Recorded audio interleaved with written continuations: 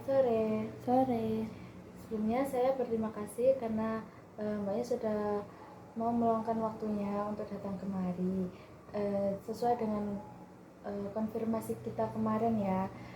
Nah, sebelumnya perkenalkan, di sini saya Kika Trisya Ramadhani sebagai konselor Anda hari ini.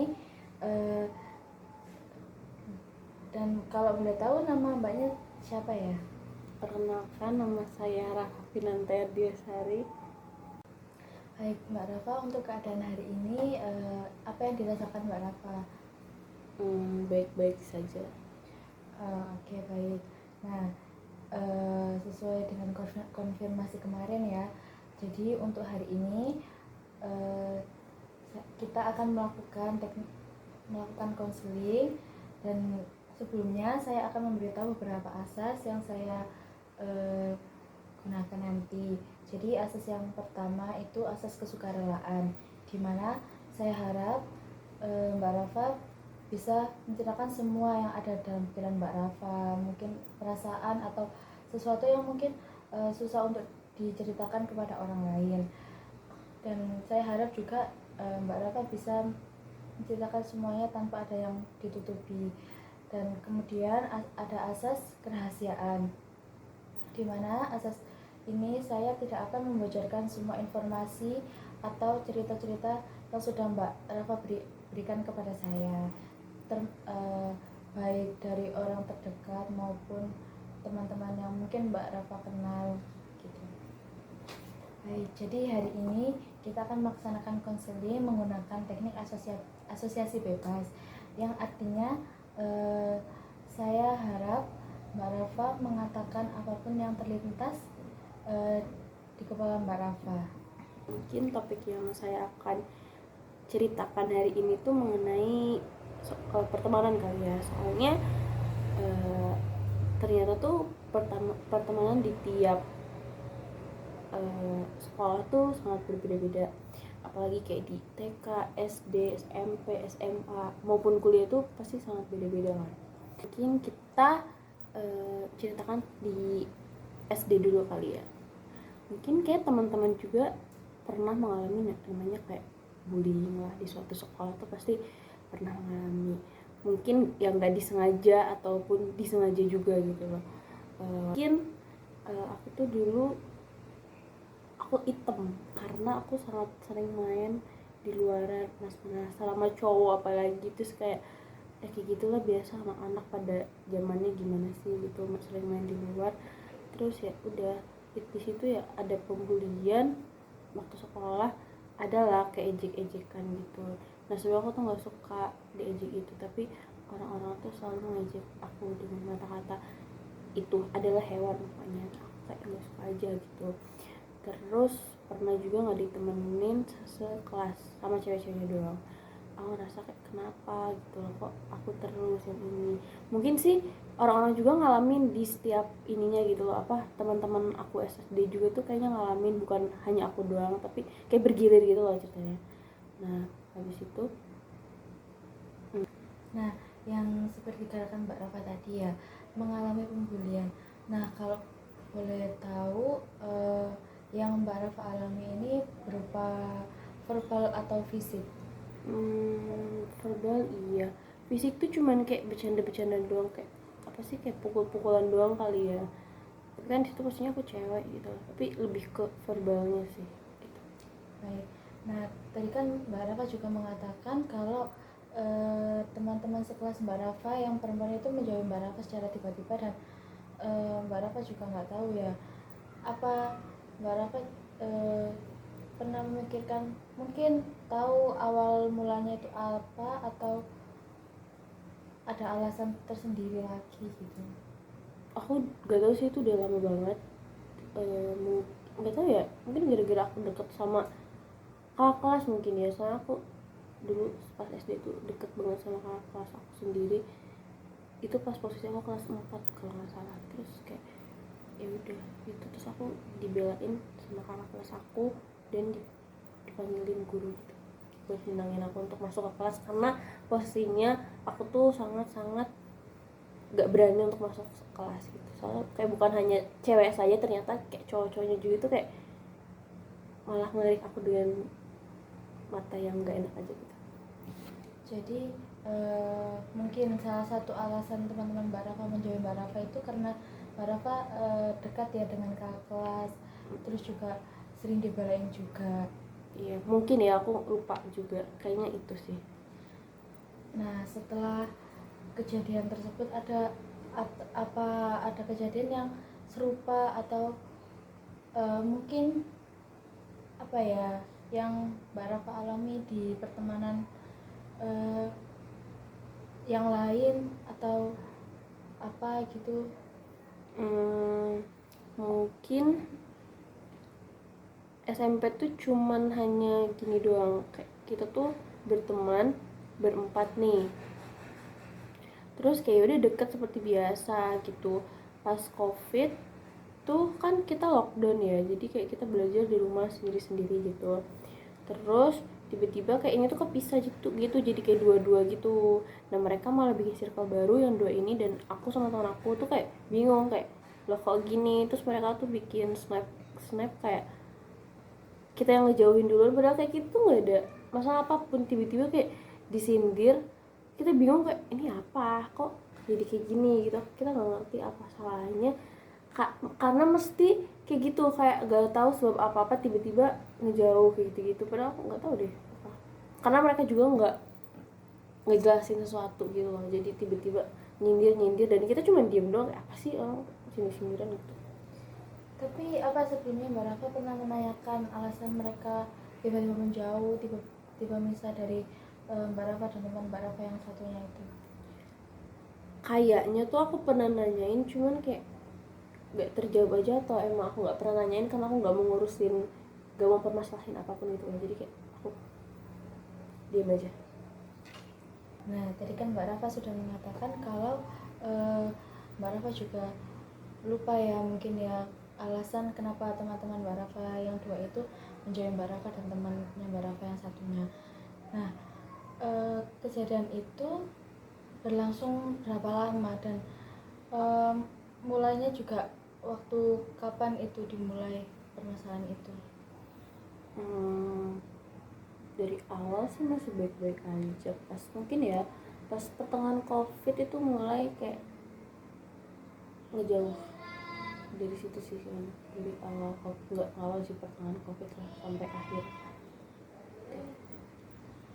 Jadi itu berarti ketika Mbak Rafa kelas berapa ya waktu SMP? Kelas 8 harusnya. Baik, jadi mulai dari kelas 8 sampai lulus atau sebelum lulus sudah mulai ada interaksi atau enggak gitu? Aku nggak pernah ngebatasi interaksi apapun, kayak kalau dia mau ngejauh ya nggak apa-apa, cuman ya mungkin ya masih saya hai biasa doang, cuman mungkin agak canggung gitu ya. Tapi masih komunikasi kayak saya halo doang mungkin ya, gitu doang sih. Nah, kejadian tersebut apa Mbak Rafa masih ada interaksi tipis-tipis atau emang sudah tidak berinteraksi atau berkomunikasi dengan teman Mbak Rafa yang menjauh itu? Aku nggak ngebatasin apapun, terus aku juga kan aku ngerasa kayak nggak punya salah kan. Ya aku nggak interaksi, cuman kayak canggung mungkin ya, aku juga nggak tahu aku punya salah apa. Jadi biasa aja gitu, kayak udah saya hello, iya saya cuman untuk berinteraksi yang lebih kayak dulu itu udah kayak enggak, biasa aja sih. Oke, jadi yang mungkin sampai saat ini masih berkomunikasi, berinteraksi itu teman Mbak Rafa yang tidak menjauh Mbak Rafa itu ya? Iya. Nah, seperti Mbak Rafa katakan tadi, waktu SD kan Mbak Rafa sudah mengalami pembulian ya secara verbal, dan waktu SMP juga Mbak Rafa mengalami masalah yang Mbak Rafa sendiri tidak tahu apa masalah tersebut, dan temannya juga tidak memberi alasan kenapa mereka menjauhi Mbak Rafa dan teman Mbak Rafa. Nah, kalau misalnya SMP dan seterusnya tuh masih pasti masih apa ya, adalah masalah dengan pertemanan. Apakah serupa dengan yang sebelum-sebelumnya atau eh, konfliknya tuh beda lagi? Nggak serupa, cuman ya konfliknya beda aja gitu loh.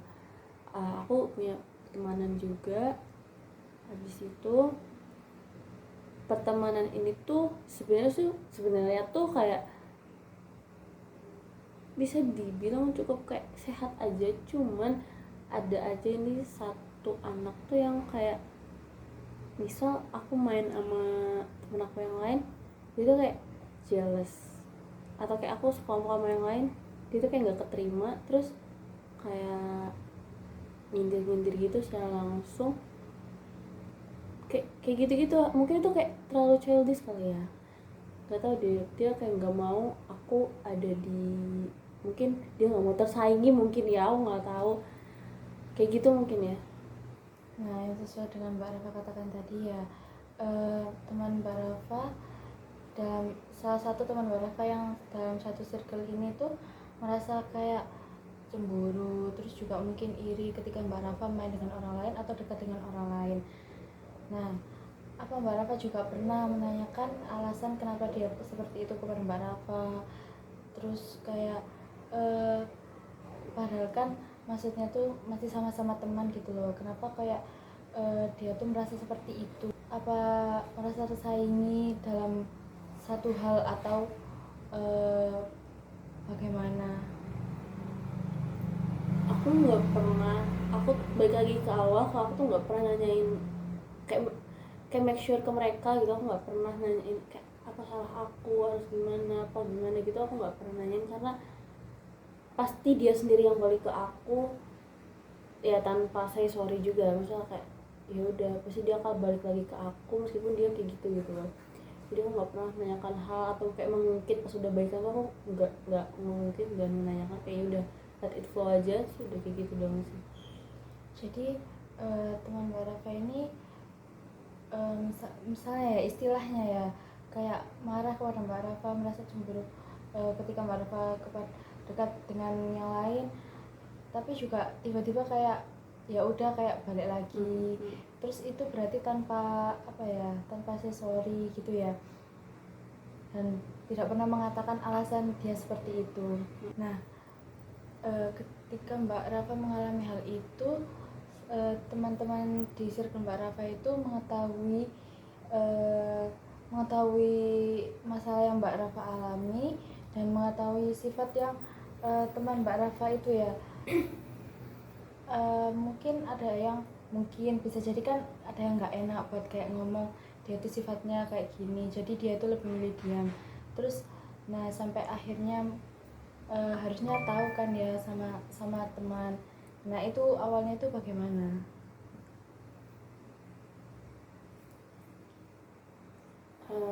Teman-teman aku juga tuh kayak udah tahu sifatnya dia gitu loh, kayak nih dia tuh kayak nyari pembelaan kan ke teman aku tuh nggak nyeritain apapun, tapi dia tuh nyari pembelaan ke teman aku, tapi teman aku tuh kayak posisinya ada di aku, jadi kayak Yes.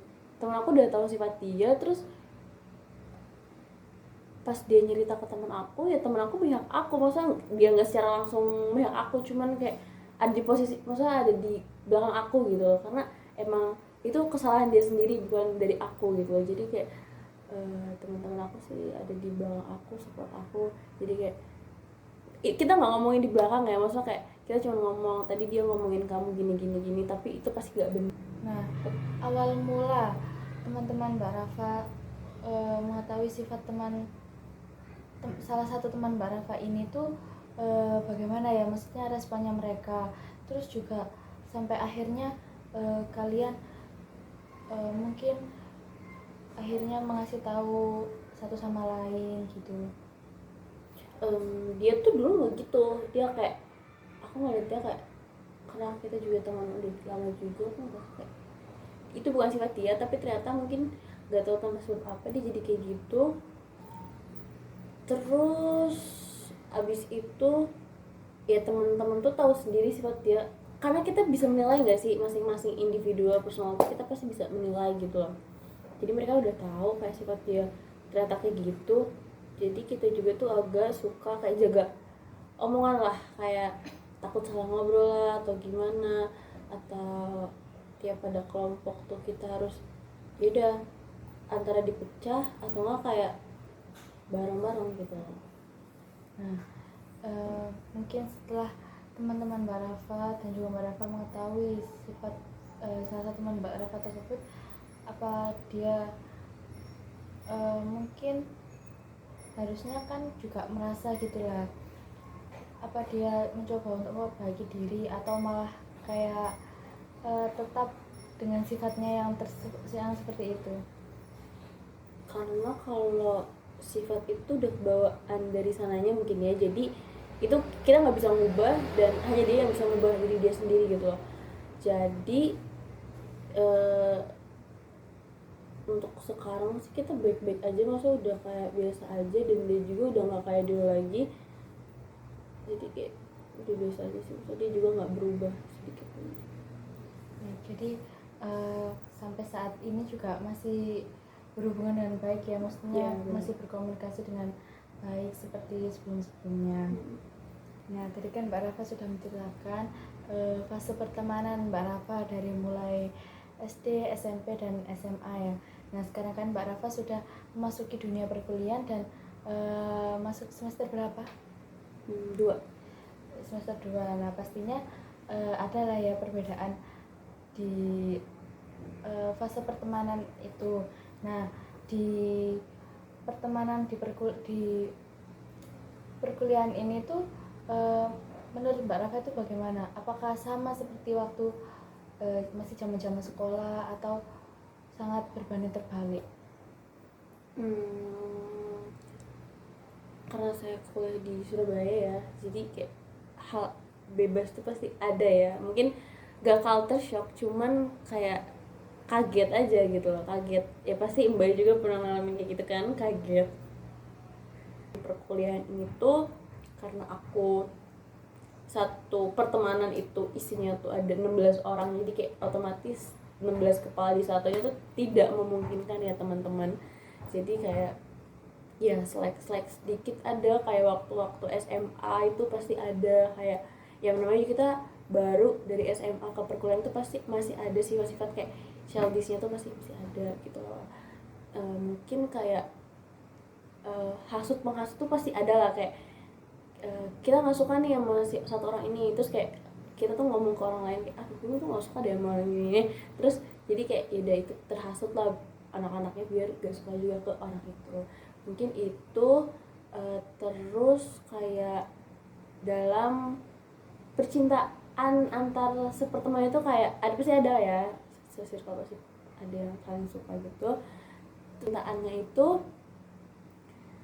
di satu circle ini itu ada banyak, kayak misalkan si cowok ini ngedeketin si cewek, tiba-tiba si cowok ini malah lebih interest ke cewek lain, terus adalah jadinya kayak bukan peperangan sih, kayak biasalah cewek namanya juga pasti kayak agak sindir-sindiran ya gitu-gitu, terus itu ngelakuin hal yang ngasut yang lain gitu untuk gak suka sama si orang itu gitu. Mungkin apalagi ya, kayak aku boleh ngomong kayak ngeklub gitu enggak sih? Terus mungkin aku culture shocknya tuh di suka kayak diajak klub, karena kita sendiri tahu ini Surabaya banyak klub-klub kan, jadi kayak pasti tiba-tiba kayak ayo sini yuk gitu, kayak gitu itulah klub-klub yang di Surabaya diajak-ajakin. Terus kayak itu biasa lah seperti itu pada umumnya, itu ya udah biasa sih hal seperti itu pastinya di kota-kota kalian juga pasti biasa gitu aja sih. Yang sudah dikatakan Mbak Rafa, hasut menghasut. Nah, maksud hasut menghasut ini dalam sesama satu circle itu atau mungkin di orang yang berbeda?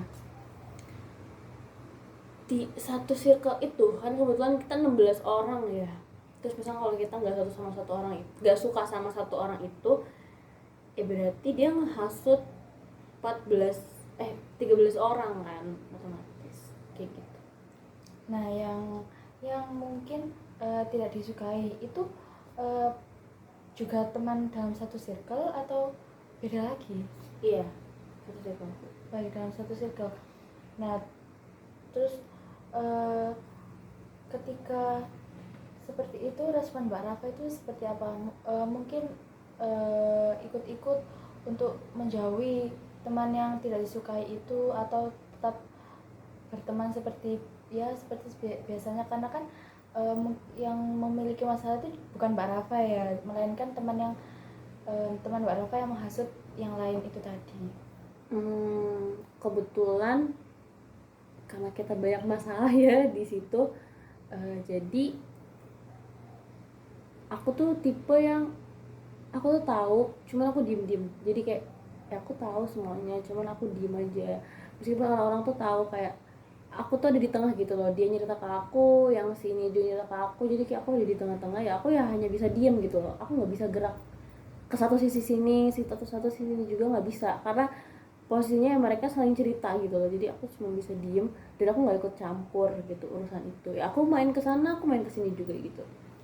Jadi Mbak Rafa untuk hal itu memilih untuk diam ya, karena Mbak Rafa juga tidak membela siapapun di situ, dan mungkin di posisi Mbak Rafa juga serba salah. Misalnya membela yang ini juga yang ini nanti kesannya tuh kayak gimana gitu ke Mbak Rafa gitu.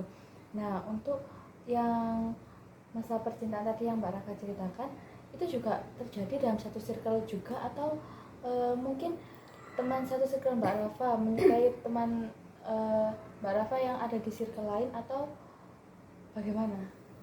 Di dalam satu circle itu juga. Baik, jadi dalam semua masa itu kebanyakan tuh dalam satu circle Mbak Rafa sendiri ya. Jadi tidak menyangkut paut di circle orang lain. Nah, lalu untuk respon Mbak Rafa sendiri ketika teman-teman Mbak Rafa itu mengajak Mbak Rafa untuk mungkin di dalam dunia malam ya, mungkin mengajak ke klub atau yang lain, itu respon Mbak Rafa itu bagaimana kepada teman-teman yang mengajak Mbak Rafa tersebut? Aku pasti 100% akan menolak hal itu, karena itu nggak boleh ya. Karena itu kan pasti kita akan minum, dan kemudian aku pakai hijab juga, nggak mungkin dong pakai hijab ke klub, kayak nggak lucu juga kan. Terus abis itu ya nggak dibolehin sama mama juga, karena emang dunia malam tuh sangat-sangat keras. Kita nggak akan tahu di dalam itu akan seperti apa gitu, ada hal atau ada something apa gitu yang akan terjadi, kita nggak akan tahu kan Mbak gitu. Ya baik, jadi dari respon Mbak Rafa tersebut, nah Mbak Rafa sekarang kan kuliah di Surabaya ya, otomatis kan merantau dari kotanya. Nah, di Surabaya ini Mbak Rafa itu tinggalnya itu ikut ada saudara atau kos sendiri? Kebetulan saudara saya banyak ya, jadi lebih baik, mungkin kata papa mama saya, lebih baik saya berada di lingkungan keluarga, karena untuk bisa menjaga diri juga. Terus ini juga kota besar, jadi lebih baik di keluarga aja. Baik, jadi untuk tempat tinggal Mbak Rafa selama di Surabaya ini, Mbak Rafa ada di saudara Mbak Rafa ya, juga untuk menjaga dan memastikan Mbak Rafa itu baik-baik saja di sini. Nah, baik, jadi saya konfirmasi ulang untuk permasalahan Mbak Rafa yang sudah Mbak Rafa ceritakan kepada saya, yang dari mungkin waktu SD Mbak Rafa mengalami pembulian secara verbal, terus juga lalu waktu SMP Mbak Rafa juga tiba-tiba dijauhi teman Mbak Rafa tanpa alasan, dan teman Mbak Rafa juga tidak mengasih alasan kenapa dia menjauhi Mbak Rafa. Waktu SMP juga, maksudnya waktu SMA Mbak Rafa mengalami pertemanan lagi, dan itu di lingkup circle Mbak Rafa juga, yang mungkin temannya itu kurang suka ketika Mbak Rafa bermain atau dekat dengan temannya yang lain. Dan kemudian waktu di dunia perkuliahan mengalami masalah pertemanan yang sudah Mbak Rafa ceritakan tadi. Baik, mungkin hari ini cukup ya Mbak Rafa ya, karena juga waktunya juga sudah selesai. Saya berterima kasih karena Mbak Rafa sudah meluangkan waktunya untuk datang ke sini dan juga menceritakan dengan sukarela yang Mbak Rafa alami sebelumnya. Dan saya juga mau terima kasih kepada Mbak yang senantiasa mendengarkan kisah saya dari SD sampai masa perkuliahan ini. Baik, terima kasih Mbak Rafa. Kalau semisal Mbak Rafa mungkin ada yang mau diceritakan lagi kepada saya, dan mungkin Mbak Rafa takut untuk menceritakan kepada teman-teman Mbak Rafa, atau tidak bisa menceritakan kepada mereka semua, Mbak Rafa bisa menghubungi saya. Nanti kita konfirmasikan lagi untuk pertemuan selanjutnya ya Mbak Rafa ya.